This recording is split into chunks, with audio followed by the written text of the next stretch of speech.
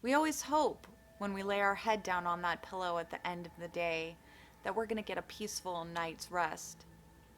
But that's not always the case. Sometimes horrible, terrifying thoughts plague our mind as we fall asleep. And that's when nightmares happen.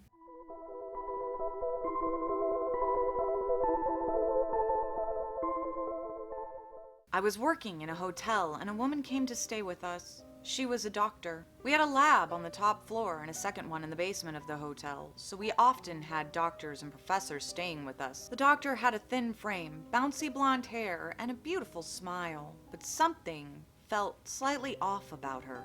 She offered me a drink and was talking to me about some research she was doing and that she would be needing a few things during her stay with us.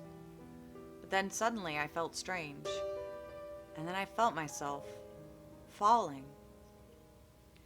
When I came to, there was stitches in a perfect line around my forearm, as if someone had cut it off and then reattached it somehow perfectly. The doctor said she hoped she didn't alarm me too much, that she was sorry, but she needed to do it for her research. My daughter was living with me in the hotel I worked at, and she had gotten out of bed and left the room to come find me. I went back to put her in the room, still feeling confused about what had just happened to me. While I was tucking her in bed, I saw the doctor in the hall. But she wasn't wearing her lab coat anymore, and I noticed pieces of her body were they just weren't there. There were pieces of her body missing. Just then, the lab assistant of the man working in the basement came to find me. She was in need of something. She noticed the stitches in my arm and asked me about them. I showed her my arm and told her of the other doctor that was doing research in the hotel. She was very interested.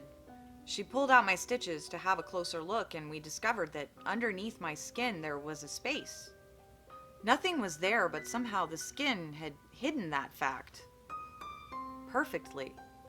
She quickly then stitched me back up, but poorly, and brought me to the scientist she worked for. He told me how he had been researching the missing pieces phenomenon for years and desperately wanted to meet this doctor, so I brought him to her.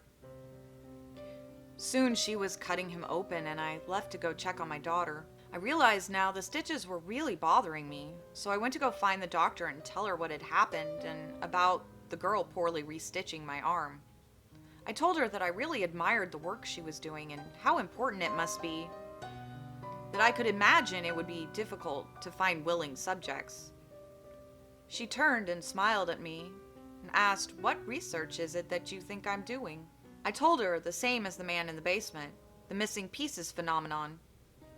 She smiled and asked what she could do for me.